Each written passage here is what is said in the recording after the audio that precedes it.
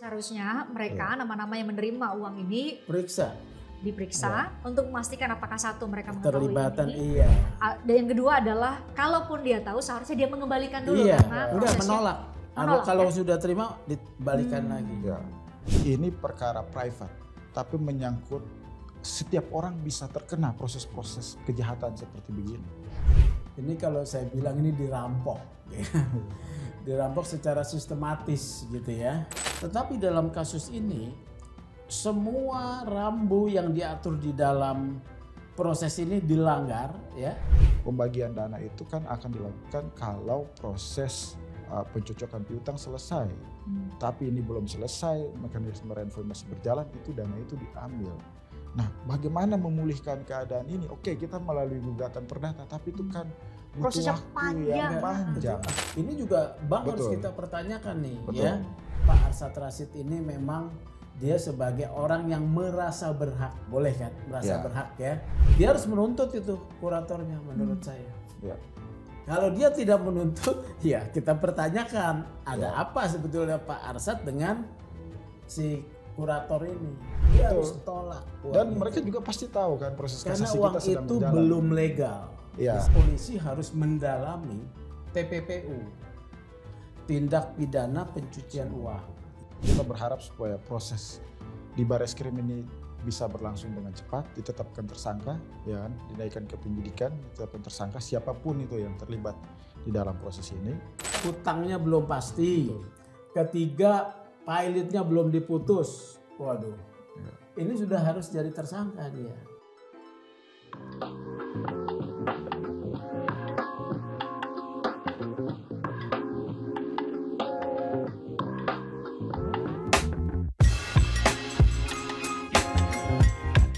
Kali ini kita akan bahas kasus hukum yang melibatkan ahli waris pemegang saham sebuah perusahaan.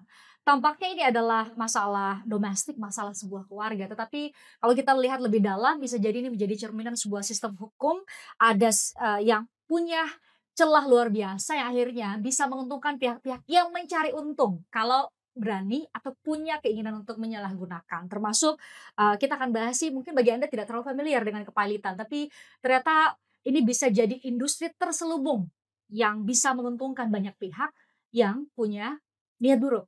Saya sudah bersama dengan pengacara dari ahli waris pemegang saham PT Kramayuda. Ada Pak Damianus Renyan.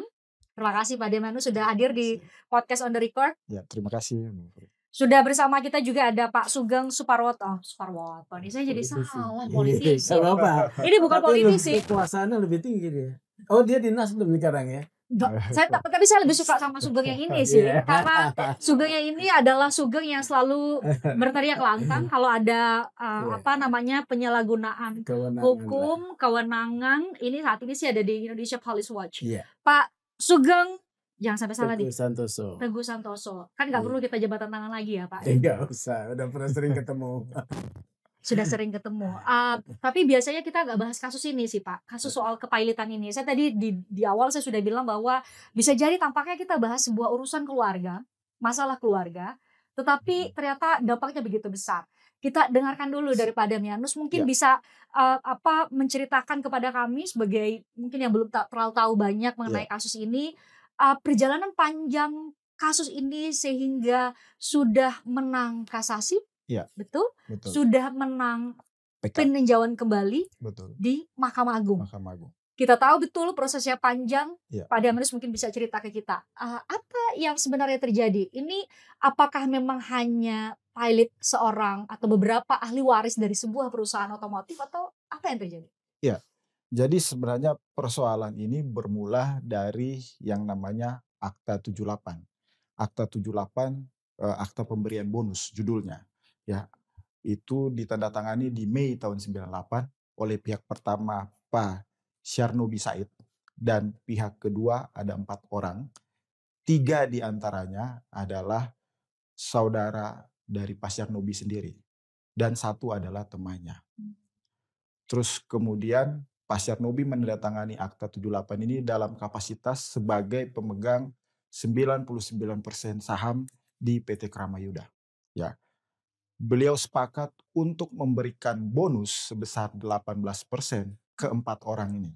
Ya, di dalam perjanjian itu disebutkan bahwa pemberian bonus ini untuk kesejahteraan, ya, untuk kesejahteraan pihak kedua. Yang kedua, ada tertulis bahwa pemberian bonus ini diberikan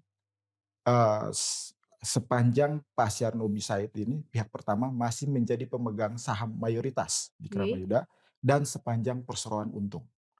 Terus kemudian ada klausul juga bahwa oleh karena pemberian ini bonus sehingga pihak kedua di perjanjian ini dilarang melihat pembukuan perseroan.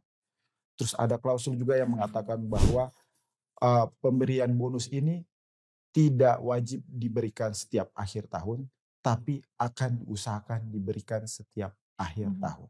Ada 2 klausul tadi ya, Ya, sepanjang Pak Syarnobi masih menjadi masih pemegang menjadi saham, pemegang saham dan untung, perusahaan untung. untung. Oke. Ya, dan tidak wajib diberikan setiap tahun, tapi Mmm, akan diusahakan. oke. 3 tahun berselang dari tahun 98, sekitar tahun 2001 Pak Syarnobi meninggal. Meninggalkan ahli waris tunggal namanya Pak Eka, ya, anak tunggal. Terus kemudian Pak Eka melanjutkan kepemimpinan di Kramayuda, ya kan, sejak tahun 2002 sampai dengan 2022. Beliau meninggal di tahun 2022, Pak Eka meninggal tahun 2022 karena Covid. Setelah beliau meninggal, terus kemudian ahli waris dari pihak kedua di perjanjian ini menuntut, ya, menyodorkan akta 78 itu kepada ahli waris dari Pak Eka, ibu dan anak, Ibu Ini, Rosita dan Pak Edi. sebentar, ini berarti setelah Pak Eka meninggal? Jadi setelah Pak Eka meninggal, Oke. ya. Pertanyaannya, kenapa pada saat beliau masih hidup Nah, tidak pernah ini dilakukan yang tuntutan tidak itu? terjawab sampai saat ini yang menjadi kegelisahan ibu dan anak ini. Kenapa harus menunggu Pak Eka meninggal baru menuntut seolah-olah Pak Eka tidak melaksanakan isi akta 78 itu selama 20 tahun terakhir kepemimpinan beliau selaku pemegang saham di Kramayuda. Mmm. Nah, ini yang menjadi catatan yang sampai saat ini entah apalah maksud dari si para pemohon PKPU dan pilot ini Mmm. mengajukan itu setelah Pak Eka meninggal dan dituntutnya kepada ibu dan anak, ya, apa namanya, suaminya, istrinya Pak Eka dan anaknya, Pak Eka. Mmm. Nah, dan beliau ibu dan anak ini pada saat itu tidak pernah terlibat dalam Kramayuda ini. Mereka adalah warga negara asing, ya, Mmm. warga negara Singapura dan domisili di Singapura. Dan Pak Eka lah yang selama ini semasa hidupnya selalu pulang balik ke Singapura. Terbayang tiba-tiba langsung dapat Nah, gugatan ini ya? tidak ada apapun, tidak ada apa namanya, somasi atau apapun yang diberikan kepada Pak Eka semasa hidupnya kalau memang benar itu ada utang dan Pak Eka hidup bareng-bareng dengan mereka. Di antara para pemohon PKPU dan pilot ini kan ada salah satu yang menjabat sebagai direksi di Kramayuda dan mereka setiap hari itu menurut informasi yang diterima ibu dan anak ini mereka selalu tiap hari bertemu dengan Pak Eka baik entah di perusahaan maupun ke rumah. Pak Eka selalu memperhatikan kesejahteraan mereka, Mmm. ke luar negeri bareng, kalau sakit diperhatikan. Kita ingatkan lagi almarhum Pak Eka itu memimpin perusahaan lebih dari 20 tahun. Iya, 20 tahun. Artinya setiap hari dalam 20 tahun itu bisa menanyakan kalau memang ada Betul, keberatan betul. terhadap Ini kok kan nggak saudara dibagi bonusnya? sepupunya, saudara Mmm. sepupu Pak Eka. Masa saudara sepupu nggak Mmm. bisa sulit banget apa ditagihkan? Kan nggak Mhm. masuk akal. Ya. Kenapa harus menuntut kepada orang yang tidak tahu akta 78 ini? Akta 78 ini kan baru disodorkan pada saat setelah almarhum meninggal dan mereka tidak tahu. Ahli waris ini nggak tahu sebelumnya. Itu sumber persoalannya. Kemudian dibawa ke mekanisme PKPU dan Mmm. PKPU, ya, kemudian dikabulkan permohonan PKPU-nya, padahal kita tahu bahwa secara aturan ini tidak pantaslah perkara ini diselesaikan melalui PKPU. Karena PKPU itu kan hanya untuk perkara-perkara yang sifatnya itu pembuktiannya sederhana. Ya sederhana dalam artian bahwa jatuh temponya, apa namanya, utang itu sudah jelas, perjanjiannya sudah jelas. Mmm. Sedangkan kalau kita balik lagi ke klausul-klausul di perjanjian tadi, ada klausul bahwa sepanjang pemberian bonus ini sepanjang almarhum Pak Syarnobi masih menjadi pemegang Mmm. saham, beliau kan sudah meninggal. Secara aturan PT itu, yang namanya pemegang saham itu adalah siapa yang namanya tercantum di situ, ya kan? Mmm. Beda dengan yang lainnya. Jadi begitu nama Pak Eka tidak tercantum lagi, Pak Syarnobi tidak tercantum lagi sebagai Pemegang pemegang saham, saham, maka seharusnya tidak bisa ya gugur dituntut saja kepada sudah Pak. perjanjian tersebut Iya, ya? sudah berakhir seharusnya. Terus ada klausul lagi bahwa Sepanjang sepanjang, perusahaan ya, untung. perusahaan untung. Nah, yang kedua lagi mereka dilarang melihat pembukuan perseroan pihak kedua ini. Mmm. Nah, catatan penting adalah 4 orang di pihak kedua di perjanjian udah meninggal semuanya.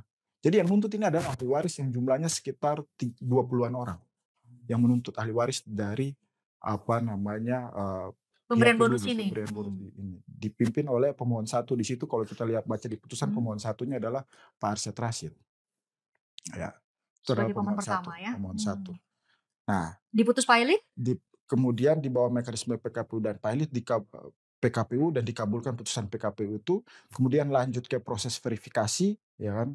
Proses verifikasi itu kita menolak tagihan, ya kan. Kemudian si pengurus adalah pihak profesi yang diangkat untuk mengurus pada proses PKPU ini, dan ada hakim pengawas di sini. Pada saat itu kita menolak tagihan, ya, terus kemudian dari pengurus memverifikasi sesuai dengan nilai putusan PKPU sekitar 514 miliar sekian, 500 miliar sekian. Terus kemudian dari krediturnya atau pemohon PKPU ini bertahan dengan nilai gugatan 700 miliar. Ya. Kemudian karena ada perselisihan tagihan dari tiga pihak ini, sehingga diselesaikan melalui mekanisme penetapan hakim pengawas. Hakim pengawas kemudian mengeluarkan bersikap menolak tagihan. Ya, apa alasannya? Karena menurut hakim pengawas bahwa para debitur atau ibu dan anak ini tidak pernah menandatangani Akta 78 ini. Dan yang kedua, tidak ada laporan keuangan yang dibuktikan di dalam persidangan itu untuk membuktikan tentang nilai laba bersih selama 20 tahun terakhir. Sehingga itu tidak bisa dituntut, ya kan. Penetapan hakim pengawas itu seharusnya final, menolak tagihan itu final. Tapi kemudian itu dicoba diajukan melalui mekanisme banding ke hakim pemutus. Diajukan banding itu oleh si para kreditur ini atau pemohon PKPU ini. Dan sialnya itu diterima banding itu dan dibatalkan penetapan hakim pengawas yang seharusnya final itu. Nah, kemudian disuruh lanjutkanlah proses PKPU. Akhirnya karena ada amar disuruh melanjutkan proses PKPU, ibu dan anak ini akhirnya ke Pengadilan Agama Jakarta Pusat mengurus penetapan ahli waris dan kemudian ke bank-bank yang ada di Indonesia, diantaranya adalah Bank Bukopin, untuk meminta rekening.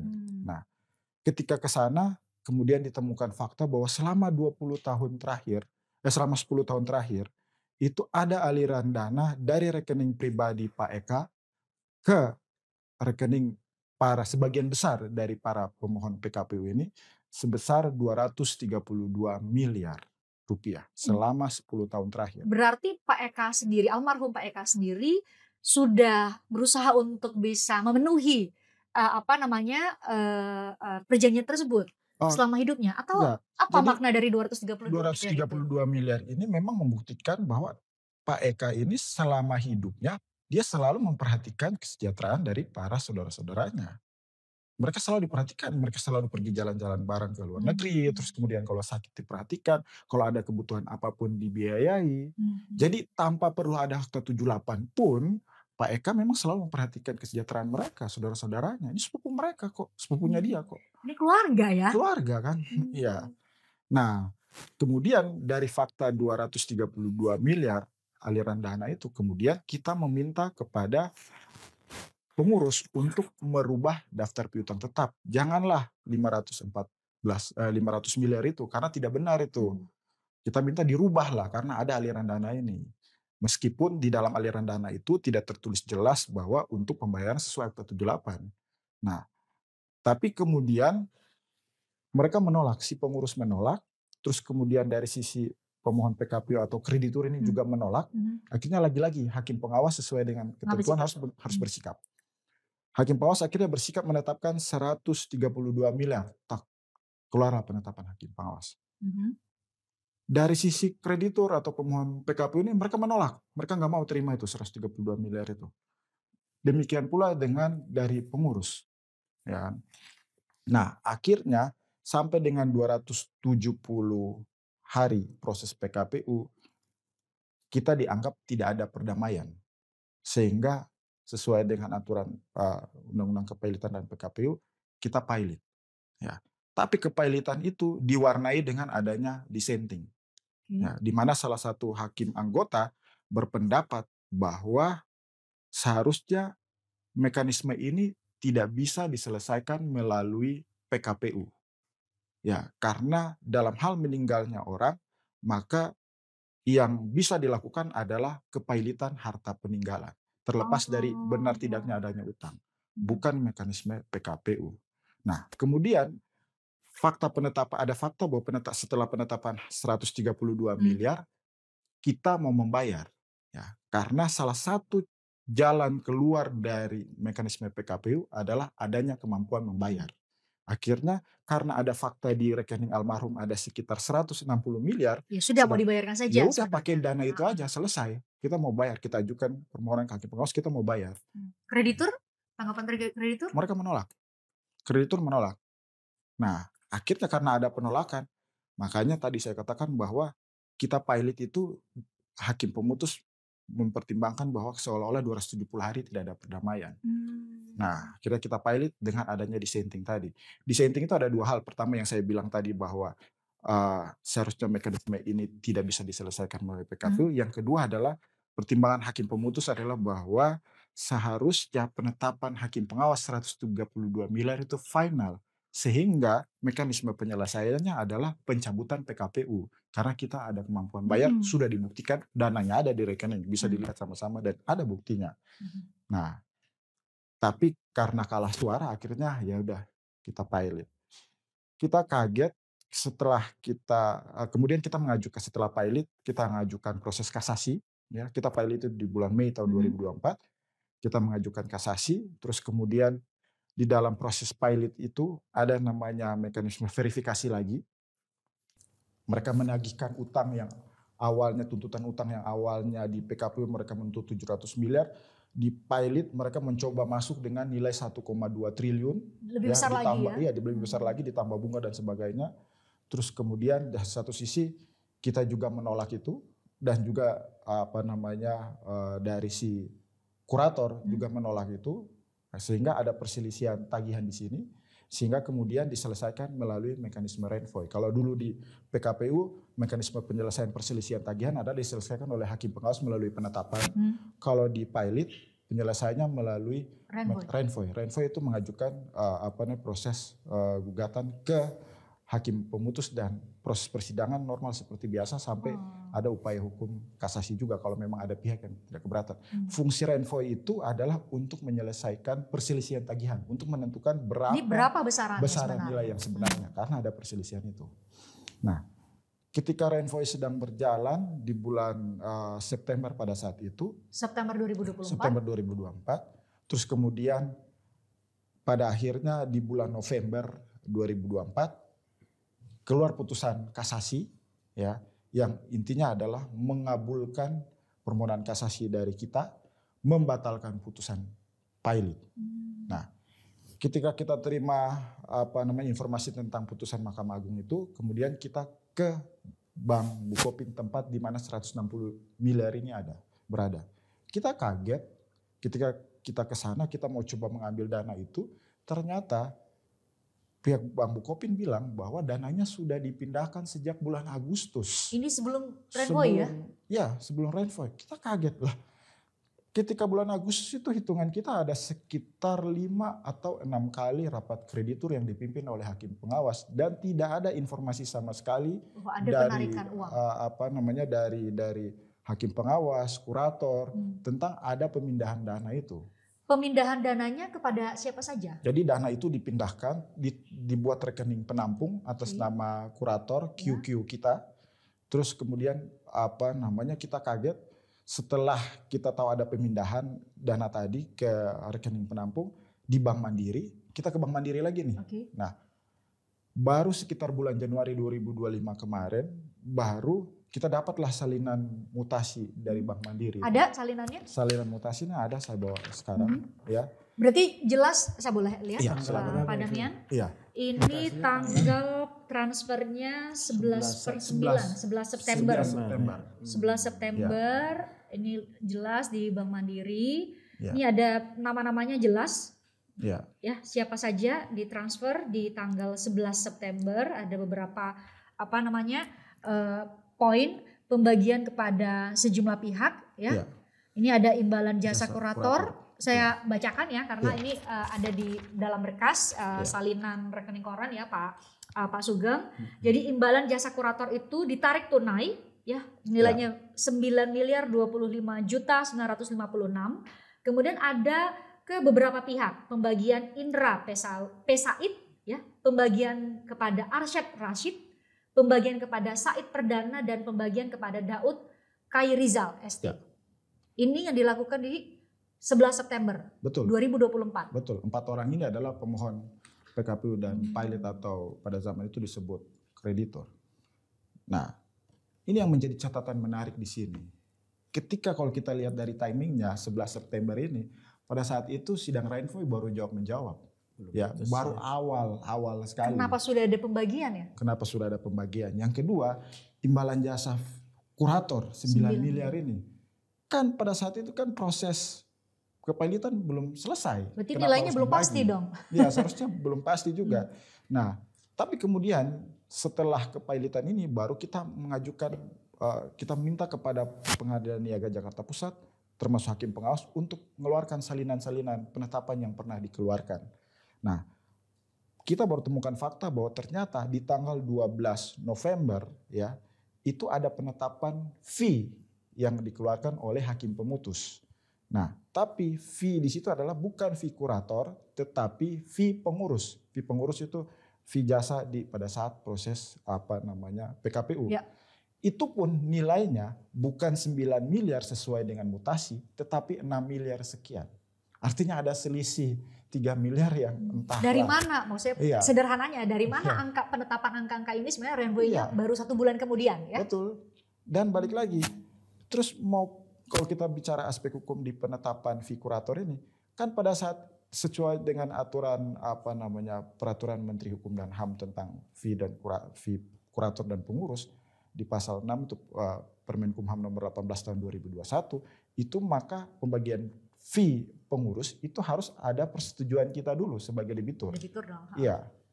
Ini kita nggak pernah diminta tanggapan sama sekali. Padahal harus diingatkan lagi ya, bulan September itu adalah pada saat itu kan proses Rainfoy lagi berjalan. Tapi kalau kita bicara mekanisme fee pengurus, artinya fee di zaman PKPU.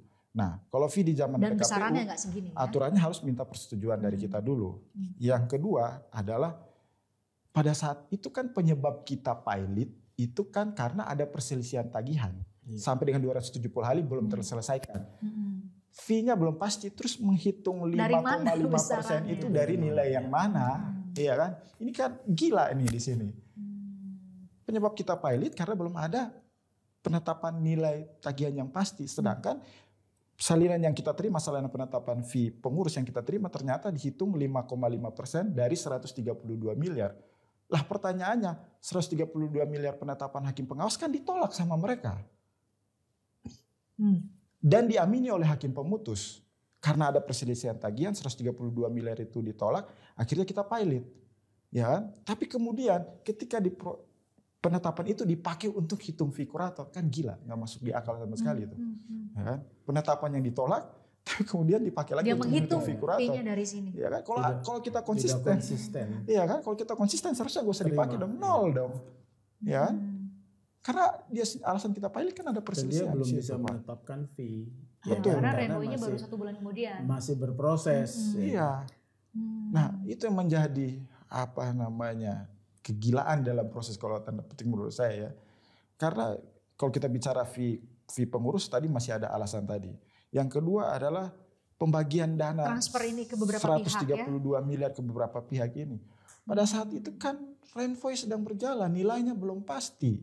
Ya kan? Kalau kita bicara ke undang-undang mekanisme kepailitan, undang-undang PKPU dan pilot, maka di pasal 188 itu bilang bahwa apabila ada dana, maka hakim pengawas atas inisiatifnya memerintahkan kurator untuk mengeluarkan dana itu dan dibagikan kepada kreditur yang utangnya telah dicocokkan.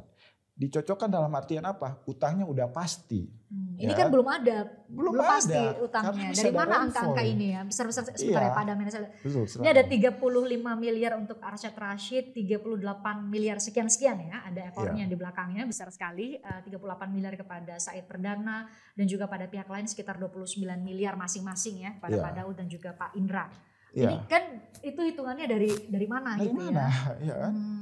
Karena perselisihan masih berjalan, belum ada nilai yang pasti. Terus kemudian diambil dari mana? Nah, inilah yang kemudian menimbulkan dugaan kita bahwa memang sejak awal pihak-pihak yang terlibat di dalam proses ini memang menginginkan kita pilot. Dan tujuan akhirnya adalah mungkin dugaannya memang supaya ada pembagian dana seperti begini. Bahkan itu terkonfirmasi. Ya kan? Sampai dengan saat ini sudah 1 tahun berlalu. Dan itu tidak pernah dikembalikan, hampir 1 tahun berlalu. Ini berarti ditransfer atau dibagikan 2024, ini udah tahun 2025, belum dikembalikan? Belum dikembalikan sama hingga sekali. saat ini kita ngobrol ini? Hingga kita ngobrol saat ini. Entah apalah motivasinya itu orang-orang itu. Pak Sugeng, benar kan? Ternyata kalau kita lihat sekilas ini urusan keluarga, karena ternyata sepupuannya semuanya, termasuk juga para pihak yang menerima pembagian uang yang belum ditetapkan karena ini pada September dan itu baru pada November 2024. Pak Sugeng ini menggambarkan bagaimana sistem kepailitan kita ternyata patut diduga punya celah dan menguntungkan sejumlah pihak yang mau mengambil untung. Pak Sugeng punya kajian itu di IPW? Jadi kasus yang menimpa ahli waris Pak Sarnubi Said ini ini kalau saya bilang ini dirampok, dirampok secara sistematis gitu ya, dirampok secara sistematis menggunakan proses-proses yang mengesankan legal, ya, mengesankan ya. Kalau legal itu kan memang menggunakan proses-proses hukum yang mekanismenya diatur. Tetapi dalam kasus ini semua rambu yang diatur di dalam proses ini dilanggar. Salah satunya itu tadi soal penetapan fee. Kemudian dia menarik dana tanpa persetujuan daripada debitur ya. Kemudian ada tindakan membagikan kepada kreditur ya. Nah, ini sebetulnya tindakan-tindakan yang saya bilang sebagai tindakan pidana ya. Kalau kita tarik dulu lah ke belakang ya. Masalah ini sebetulnya sudah bisa diprediksi ketika tahun 97 ya. Setelah ini undang-undang pertama kali undang-undang pilotan itu tahun 97 ya. 97 itu adalah pada saat itu kan sedang krisis moneter dan Indonesia mendapatkan bantuan dari IMF ya. Salah satu paket undang-undang yang disyaratkan oleh IMF untuk Indonesia bisa mendapatkan pinjaman guna menyelesaikan krisis itu adalah salah satunya undang-undang kepailitan ini. Undang-undang kepailitan ini sebetulnya mau membantu jalannya dunia usaha dengan prinsip restrukturisasi. Tadi ada satu momen restrukturisasi sebetulnya di angka disepakati 132 ya. Miliar ya. Tapi prinsip itu mereka tidak mau karena mereka mau mengambil uang secara ilegal ya. Mereka mau mengambil uang. Jadi tujuannya tidak tercapai. Dan yang kedua, ini sudah bisa diduga waktu itu di dalam satu seminar-seminar dikatakan bahwa mekanisme kepailitan, PKPU dan kepailitan ini bisa menjadi satu mekanisme namanya hostile takeover. Pengambil alihan secara paksa ya melalui proses legal atas person, atas badan hukum yang sebetulnya masih bisa diselamatkan.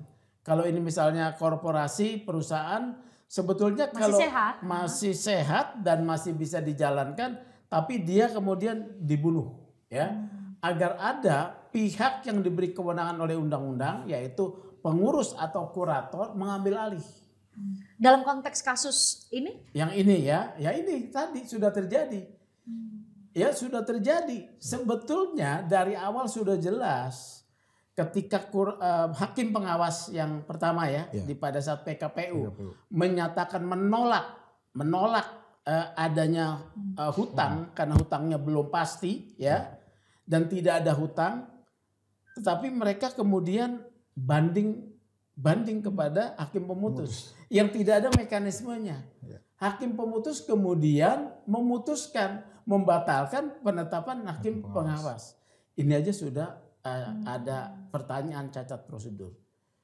Artinya begini loh, saya membaca ya dalam praktek peradilan kita dugaan adanya mafia hukum ini salah satu kasusnya. Ya, salah satu kasusnya ini mafia hukum.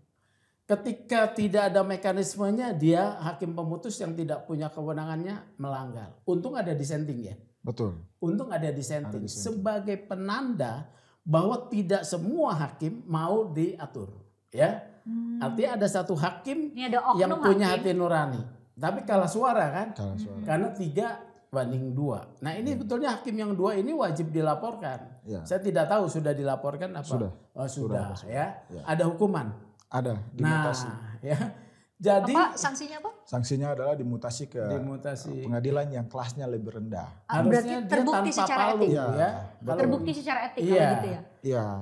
Harusnya dia tidak boleh, dia harusnya tidak boleh memegang perkara, tidak dipindahkan untuk menjadi hakim justisial. Dia harusnya tanpa palu, ya. Ya. Satu nih ya, ini jadi ini. Itu hakim. Pihak lain?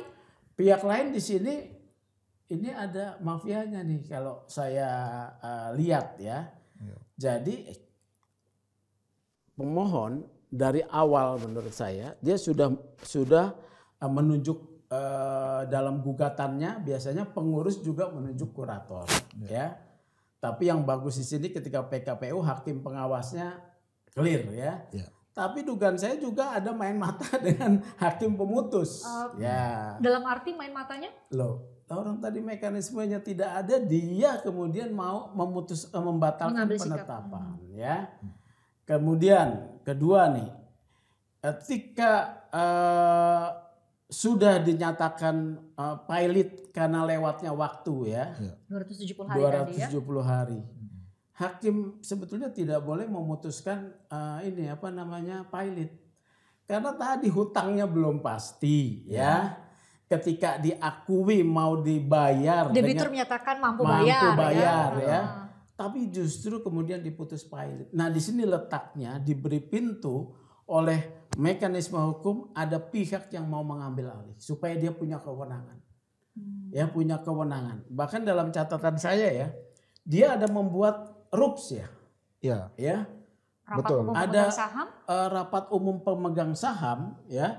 Iya. Ya. Rapat umum pemegang saham untuk kemudian melakukan tindakan-tindakan perseroan. Betul. Ya. Jadi memang dia mau mengambil alih nih bukan badan itu. Ini ada subjek hukumnya yang dinyatakan pilot ini dia mau ambil alih. Jadi ini memang si kurator ya. Kurator juga pengurus yang awal ya. Betul, sama. Ya. Sama. Kurator pengurus ini memang dia sudah tidak menetapkan sikap independensi. Dan independen serta fairness menjaga kepentingan semua pihak. Sebetulnya kalau dia menerima saja waktu itu hutang 132 miliar, dia juga mendapat jasa, ya. Tetapi apa latar belakangnya dia menolak? Ada dua kemungkinan, ya. Satu, dia si kurator ini diintervensi oleh kreditur, ya. Intervensi tersebut menurut saya terkait dugaan saya janji-janji untuk mendapatkan bagian jumlah yang lebih besar. Yang lebih besar dibanding dengan fee yang dia biasa dapat ya. Padahal ada katakanlah tadi kan dikatakan 500 sekian klaimnya ya. Betul. 500 sekian miliar. Mereka sudah dapat 200 sekian miliar, tapi dia tidak mau. Itu terbukti dari rekening yang dikumpulkan selama 10 tahun. Kemudian timbul yang namanya keserakahan dari kurator ya. Keserakahan. Maka prosesnya semua adalah pelanggaran etik dan pelanggaran pidana. Kapan mereka itu kita bisa katakan melakukan pelanggaran pidana? Yaitu pada tanggal 11 September. Nah, nih di rekening koran ini Ya, ada tindakan hukum. 11 September 2024. Ya. Ini adalah masuk di dalam tindak pidana penggelapan dalam jabatan. Jadi pasal 374 ya, pasal 374 KUHP ya. Kenapa penggelapan dalam jabatan? Karena dia sedang diberikan kewenangan sebagai seorang yang memiliki mandat mengurus ya. Mandat untuk menjalankan pengurusan dari harta pilot. Tetapi dia jalankan sesuai mekanisme hukum. Jadi jabatannya diselewengkan, penyalahgunaan dalam Dan jabatan. ini bisa dibuktikan dengan adanya Iya, rekening koran yang menunjukkan betul. pemindahan iya, sejumlah pertama uang kepada pemindahan, sejumlah iya. pihak Iya, ya, betul. termasuk ada penarikan fee ya. Terus Betul. ada juga pasal 421 KUH pidana nih, yaitu penyalahgunaan kewenangan yang diberikan oleh pihak-pihak yang diberi kewenangan dan menimbulkan kerugian. Kemudian ketiga, saya rasa polisi harus mendalami TPPU, tindak pidana pencucian uang ya. Misalnya kalau si kurator dia sudah mendistribusikan ya, uang itu adalah uang hasil kejahatan ya, karena tindakan untuk mendistribusikan ini belum waktunya Ya, ya. sebelum renvoy betul. 1 bulan sebelumnya. Itu pada saat proses renvoy. Kalau ini sebetulnya mendistribusikan kepada kreditur ini kan pemberesan kan. Betul. Tindakan pemberesan itu kalau perkara pilotnya itu sudah selesai semua ya, kasasi PK sudah selesai berkekuatan tetap dan dinyatakan jumlah hutangnya berapa ya, baru kemudian kurator melakukan pemberesan, membayar tuh. Betul. Membayar kepada ini. Pak Sugeng, berarti tindakan pencucian uang termasuk berarti para pihak yang disebutkan secara terang-terangan Pertama di kurator rekening koran ya. ini. Jadi kita tracingnya dari kurator nih ya. Kalau dia belanjakan untuk apa ya, dia kemudian serahkan kepada siapa ya. Kemudian dengan mendistribusikan saja sudah tindakan pencucian uang ya. Kalau dia masih disimpan di rekening penampungan pada tanggal 1 Agustus ya. Ya. Masih belum digerakkan, belum ada tindak pidana di sana. Betul. Ya. Kalau masih di sana nih, masih di rekeningnya dia menunggu. Karena ada rekening untuk menempatkan ya. Kalau dia masih ada di tanggal 1 ya, 1 Agustus ya. Ya. Dia ini belum ada tindak pidana nih. Ya. Tindak pidana terjadi pada 11 tanpa kewenangan yang sah. Apa itu kewenangan yang sah? 1, belum diputus. Ini satu soal renvoy dulu lah ya. Kasus gugatan renvoy masih berjalan. Kedua, hutangnya belum pasti. Ketiga, pilotnya belum diputus. Waduh. Ini sudah harus jadi tersangka dia. Makanya saya dengar ya bahwa laporan di Bareskrim sudah berapa lama? Iya. Jadi kita melaporkan awalnya itu sejak sekitar bulan Juni tahun 2024 ketika kita pilot. Pada saat itu kita melaporkan pengurus karena dugaan kejahatan sesuai pasal 400 penggelembungan tagihan karena dia nggak mau mengikuti nilai yang 132 miliar itu dulu ya. Nah, itu bulan Juni 2024. Juni 2024. Terus kemudian berproses, kita temukan fakta ada pembagian dana distribusi ini, dana terus ini kemudian kita berkonsultasi dengan penyelidik dan penyelidik mengatakan bahwa oke, dilengkapi semuanya saja di dalam satu laporan perkara ini, bukti-bukti itu karena ini masih proses penyelidikan, nanti akan dikembangkan pasalnya termasuk pihak-pihaknya semuanya. Nah itu petunjuk dari penyelidik. Namun sampai dengan saat ini prosesnya masih tetap di penyelidikan. Oke, kita ingat lagi ya, Juni 2024, saat ini sudah bulan Oktober 2025. Lama sekali kasusnya prosesnya. ini ya, menurut saya harus setelah perkembangan terakhir ya, setelah putus PK ya, peninjauan kembali ditolak, ini harus diinformasikan, dilakukan penambahan keterangan dari debitur ya, sudah diminta belum keterangan? Sudah terakhir bulan lalu. Nah, kalau kemudian ada pemeriksaan ahli ya, ahli pidana dan ahli kepailitan harus segera dinaikkan status ya, status sidik gitu ya. Betul. Status sidiknya harus naik nih. Setelah status sidik, menurut saya kemudian penetapan tersangka. Tersangka. Ini Ya. harus ditahan menurut Betul. saya ya. Berapa orang kuratornya? Ada 4. 4 4 ya, harus ditahan. Nah, kenapa IPW kemudian masuk kepada soal kepailitan? Jadi begini, kasus Kramayuda ini adalah kasus keempat yang kami pantau ya. Sebelumnya ada 3 kasus ya, masyarakat yang merasa dirugikan oleh tindakan unprofessional conduct ya, dari kurator ya, yang mengadu. Mereka minta nasihat, saya bilang laporkan polisi. 2 sudah dilaporkan ya, 1 atas nama pribadi, yang 1 atas nama PT ya, PT PTM dilaporkan di Polda Metro, yang atas dua-duanya dilaporkan Polda Metro. Kemudian kami melihat ini ada kecenderungan kurator-kurator ini makin hari ke sini makin banyak yang saya lihat menggunakan kesempatan kewenangan yang ada sebagai pengurus maupun sebagai kurator untuk mengambil keuntungan secara melanggar hukum. Seharusnya dia netral. Netral, ya? dia harusnya menjaga netral. Pak Damianus tadi dikatakan Anda sudah melaporkan itu secara pidana ke Barreskrim Polri. Prosesnya masih lidik dari Juni 2024 sampai sekarang masih lidik. Terakhir informasinya mau ke ada keterangan ahli dulu. Pemeriksaan ahli. Oke, dikumpulkan 2 alat bukti dulu, Pak Sugeng. Tapi ada upaya hukum lain juga secara perdata yang di satu sisi sejak beberapa bulan lalu kita sudah mengajukan gugatan perdata perbuatan melawan hukum di Pengadilan Tangerang untuk meminta kepada mereka agar dikembalikan dana 132 miliar termasuk fee pengurus yang telah diambil ini karena tidak berdasar hukum. Ada perbuatan melawan hukum di situ. Jadi target kita adalah segera dikembalikan dana ini. Dari sisi keperdataan itu sudah kita ajukan. Karena kita ingatkan lagi sudah ada 2 kali ya putusan dari Mahkamah Agung, kasasi dan juga peninjauan kembali ya. Betul. Putusan PK tanggal 15 September kemarin juga menolak permohonan peninjauan kembali yang diajukan oleh para pemohon PKPU dan Pailit ini. Jadi artinya bahwa satu catatan besar adalah memang tidak ada utang.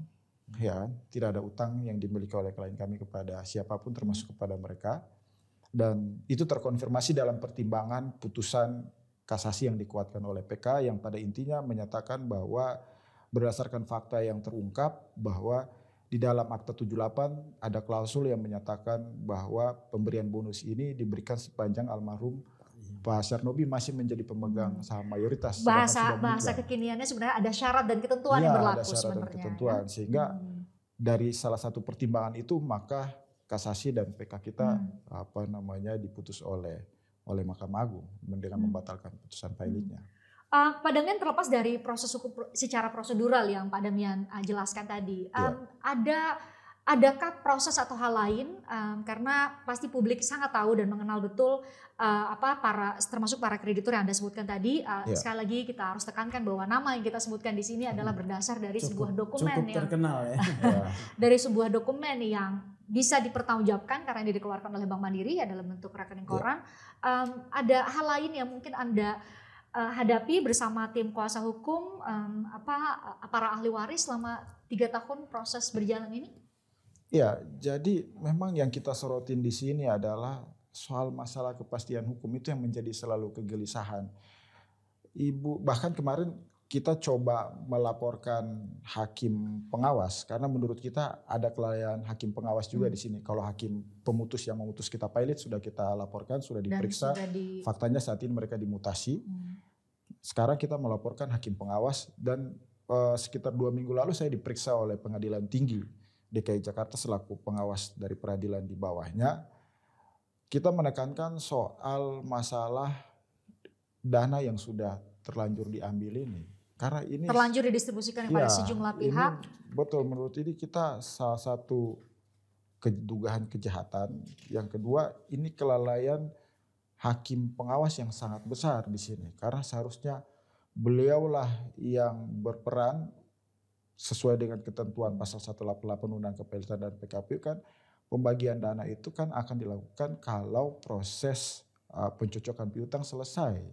Tapi ini belum selesai, mekanisme reformasi berjalan, itu dana itu diambil. Nah, bagaimana memulihkan keadaan ini? Oke, kita melalui gugatan perdata, tapi itu kan butuh Prosesnya waktu yang panjang. panjang. Hakim pengawas diminta persetujuan nggak oleh kurator ketika mendistribusikan uang? Nah, 11 September sampai dengan saat ini 2024 ya. kita tidak pernah temukan adanya penetapan hakim pengawas yang berisi persetujuan itu, Pak. Ya, Itu berarti artinya hakim tidak mengeluarkan kan? tidak Ya. ada. Diduga. Yang kita tahu. Iya, Tidak, iya. tidak. Karena kita mengeluarkan. udah mencoba meminta segala penetapan yang pernah dikeluarkan, kita minta, tapi tidak ada Kan catatan di tentang ini. bank ya, di bank Ya. juga kan pasti legal Ya. ya, legal bank ketika itu ada pemindahan ya Ya. kepada rekening, itu legal bank pasti akan melakukan review. Ini juga bank harus Betul. kita pertanyakan nih Betul. ya. Ketika dipindahkan masuk kepada rekening penampungan kurator, Betul. itu ada potensi setiap saat akan dicairkan. Iya. Nah, ini juga profesionalisme bank harus kita pertanyakan. Betul. Ya, dari rekening-rekening dari pihak ahli waris, ketika mau dipindahkan dia harusnya ada persetujuan dari hakim pengawas. Iya. Ada, nah itu harus dipertanyakan. Betul. Ya.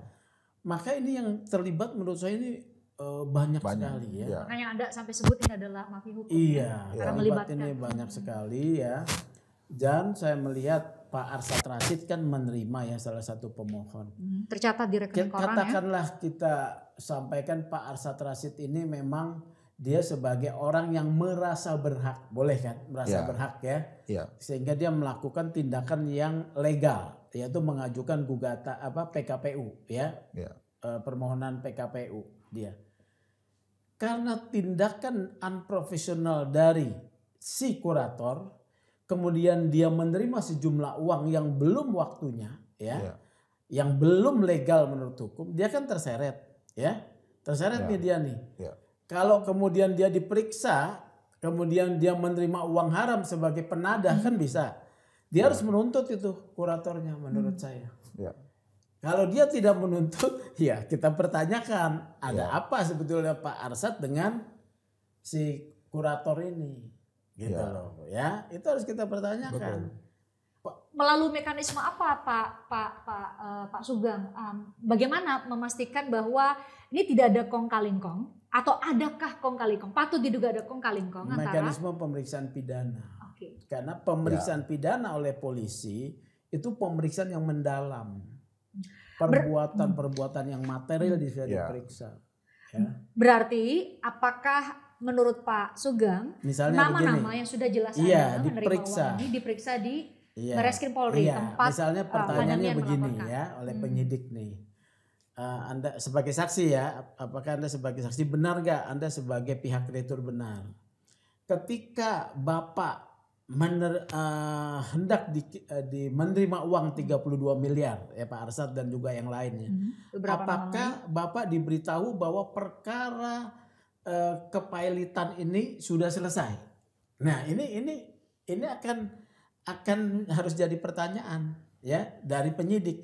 Kalau Pak Arsad Rashid saya tidak tahu, tidak diberitahukan. Nah, berarti kan tanggung jawab sepenuhnya dari pihak si ini kurator. Bisa saja, saya dikasih tahu oleh kurator bahwa ini sudah selesai, sudah menang. Oke. Mungkin tidak para kreditur tidak tahu.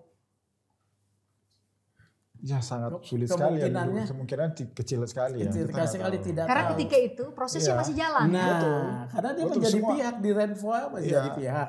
Mereka kan Di Renvo jadi kasasi. pihak perkara juga. Jadi pihak di Renvo itu ada 3. Kita sebagai kreditur, terus kemudian pengurus, kurator, dan yang ketiga adalah si kreditur sendiri. Kreditur sendiri. Dia harusnya Jadi mereka dia harusnya kan tahu. Iya, betul. Pak. Harusnya dia Patut tolak. diduga. Dia Betul. harus tolak. uang Dan itu. mereka juga pasti tahu kan proses karena kasasi uang kita sedang itu berjalan. belum legal Iya. diserahkan kepada dia. Kalau Betul. belum legal dia gunakan TPPU.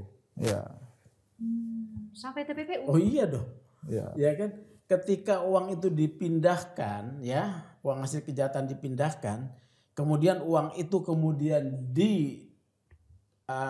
dialihkan dalam bentuk lain, dan juga mestinya ada pemahaman bahwa dia belum berhak, itu mens rea-nya sudah ada. Seharusnya mereka nama-nama yang menerima uang ini Periksa diperiksa untuk memastikan apakah satu mereka mengetahui keterlibatan, ini. iya. Dan yang kedua adalah kalaupun dia tahu seharusnya dia mengembalikan dulu Iya, karena enggak prosesnya menolak. Menolak, Kalau ya? sudah terima dibalikan lagi. Ya. Dibalikan lagi. Karena tadi ya rainbow-nya masih atau baru bulan November ya. Ini Iya, 1 bulan masih sebelum proses, Masih proses. ya. sebelum rainbow itu. Ya. Ini proses yang panjang, ribet sekali. Tidak semua mungkin mengerti Pak Sugeng. Tetapi mungkin yang jadi pertanyaan, ini kan ada ibu dan anak yang menjadi ahli waris. Mereka warga negara asing yang mungkin tidak atau mungkin hampir dipastikan mereka tidak mengerti mengenai sistem hukum Ya. yang tengah berjalan. Betul. Bahkan hingga saat ini. Ya. Gimana tanggapan mereka sebenarnya? Itu balik lagi, mereka secara aturan mereka berpendapat bahwa sistem aturan hukum Indonesia ini udah bagus. Ya, ada tata caranya yang jelas di dalam aturan. Hanya persoalannya adalah pada aparat penegak hukumnya. Betul, itu. Ya, implementasinya yang sulit. Menurut mereka nyaris tidak ada kepastian hukum. Ya kan? Menurut mereka seperti begitu, karena bisa bayangkan proses-proses yang seharusnya tidak ada, yang tidak terjadi tapi bisa terjadi. Sejak dari awal perkara ini tidak bisa diselesaikan melalui mekanisme PKPU. Itu sudah pasti, ya kan? Karena tidak sederhananya baik dari sisi term condition di Akta 78 maupun secara mekanisme hukumnya. Tidak ada yang namanya PKPU ahli waris, udah salah sejak awal. Nggak ada itu. Tapi itu dipaksakan terjadi kan. Kemudian masuk ke dalam proses PKPU di mana seharusnya penetapan hakim pengawas final, diajukan banding, dibatalkan, disuruh lanjutkan. Itu pun mekanisme seharusnya tidak ada ya. Terus kemudian ada dana 232 miliar seharusnya itu bisa dipakai untuk pengurang dan akhirnya kita mau bayar, penetapan hakim pengawas lagi udah keluar, penetapan 132 miliar kita mau bayar tapi malah dipilotkan.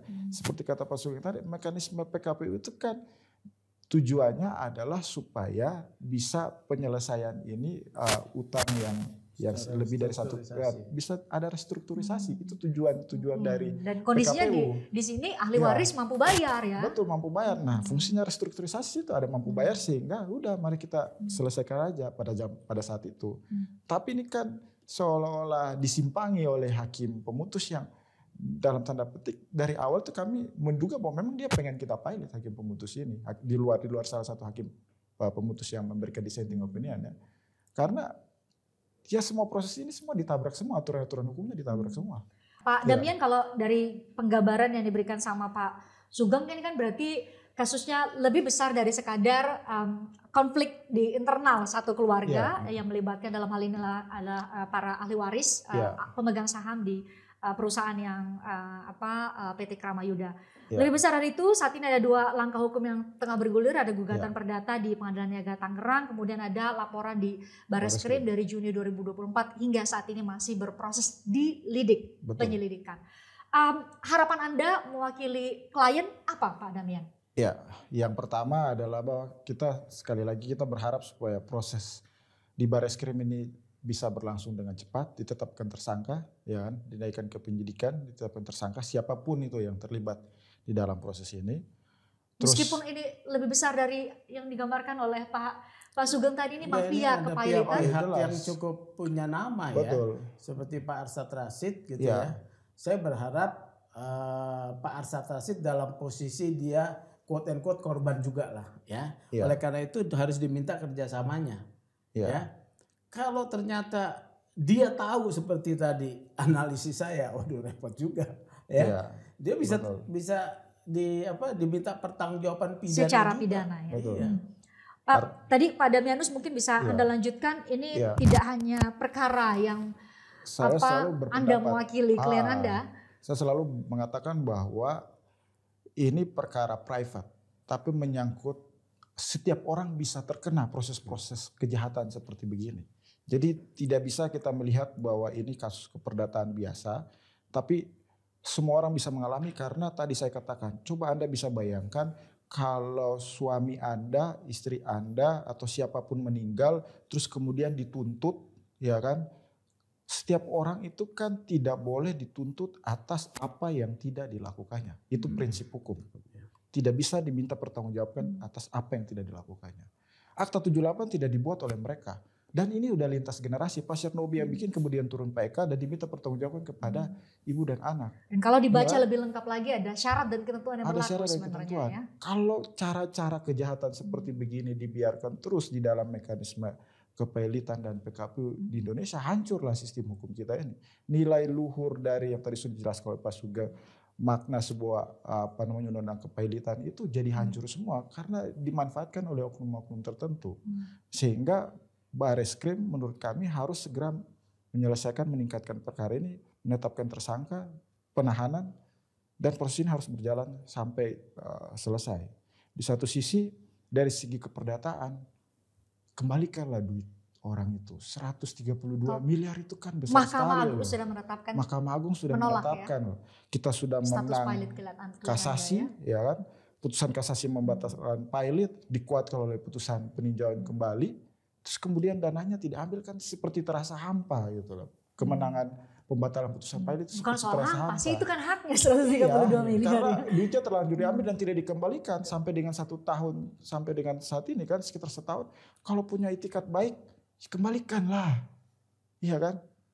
Berarti para pihak yang nama-namanya disebutkan di sini kalau punya itikat baik bisa ya, Ya seharusnya mengontak kembalikan. Anda ya untuk bisa mengembalikan uang yang sudah diterima dengan Pak sejumlah Eri ini. kan, Pak Eri itu kan yang membawa nama Said itu kan Pak Eri.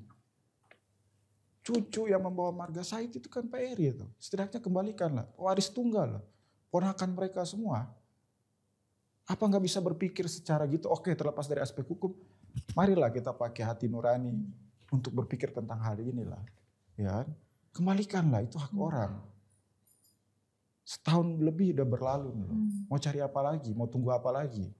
Ya, kita berharap juga di proses gugatan ini kan ada proses mediasi. Kita nggak tahu apa yang ada dalam pikiran mereka karena ini masih pemanggilan. Tapi kita berharap setidak-tidaknya di proses mediasi ini kalau memang punya itikat baik, kan mereka semua digugat nih, ya, termasuk Bank Mandiri, Bank Bukopin, ya, setidaknya khusus untuk para pemohon PKPU dan pilot ini, kalau yang sudah menerima dana ini, kalau memang punya itikat baik di mediasi kembalikan aja, ya, kalau memang punya ya. Tapi ya kita lihat aja setahun berlalu ini ya sedikit menimbulkan pesimis dari si ibu dan anak ini. Klien Anda ya? Iya. Orang Kekecewaan. Iya, warga negara Singapura Pak Sugeng. Kekecewaan dan nama pesimisme. baik Indonesia Sistem hukum juga. kita ya. Iya. Karena ibu dan anak, ibunya khusus selalu bilang, lihatlah, gak usah lihat saya, tapi lihat anak saya. Ya, Eri Rizky bin Eka Rasja Putra Said. Ya. Mari kita lihat ke hati nurani lah. Itu hak tuh anak itu. Anak tunggal Pak Eka. Kembalikanlah dana itu.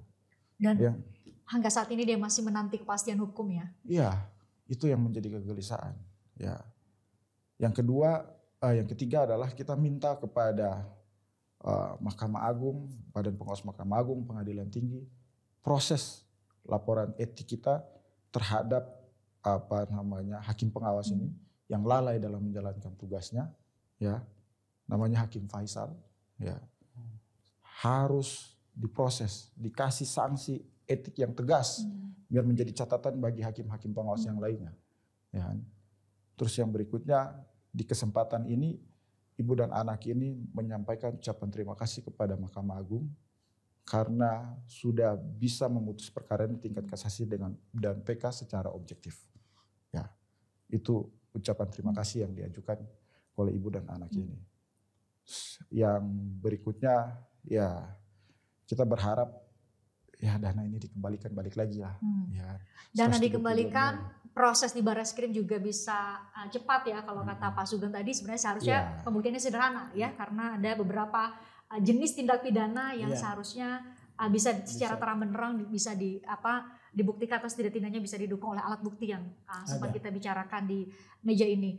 Pak Damianus, Pak Sugeng, terima kasih. Tadi di awal saya sudah mengatakan bahwa ini sepertinya adalah kasus hukum yang melibatkan atau perkara domestik sebenarnya ya, perkara perdata yang melibatkan sejumlah anggota keluarga. Tapi di meja ini kita bisa melihat bagaimana ada celah dalam sistem hukum kita, dan sayang sekali tadi Pak Sugeng menyebutnya itu mengerikan karena mafia berarti dilakukan secara sistematis, perlu ada pembenahan Betul. secara sistematis juga untuk bisa memperbaiki citra dari sistem hukum di Indonesia. Pak Sugeng makasih, Pak Adamianus juga terima kasih ya sudah cerita banyak. Kami berharap segera prosesnya cepat di Amin. Barreskrim Polri, Ya. juga bisa di Pengadilan Niaga ya, Pengadilan Niaga Tangerang. Ya. Proses etik juga segera dilakukan oleh Mahkamah Agung supaya kemudian Satu catatan saya lagi, Aha. mungkin kita berharap kepada organisasi Kurator, ya. kurator, kita akan segera dalam waktu dekat mengajukan pelaporan kode etik juga terhadap para kurator ini menjadi Jangan tantangan sampai besar. Ya jangan sampai ini menimbulkan kesan bahwa memang ada mafia kurator seperti yang Iya. Pak Sugeng sampaikan. Ini menjadi ujian bagi mereka. Kita lihat aja nanti. Kami akan mengajukan dalam waktu dekat. Ya berarti dari kasus ini sebenarnya banyak pihak, Mahkamah Agung, polisi, organisasi kurator, banyak pihak yang Iya. perlu untuk bisa punya kepentingan Memberi sebenarnya perhatian, ya, memberi perhatian, punya kepentingan sama-sama untuk bisa menjaga sistem hukum kita. Sekali lagi makasih Pak Damianus, terima kasih Pak Sugeng sudah hadir. Saya juga mengucapkan terima kasih buat Anda yang nonton. Kami akan hadir di episode berikutnya dengan tema-tema lain. Sampai jumpa. Terima kasih.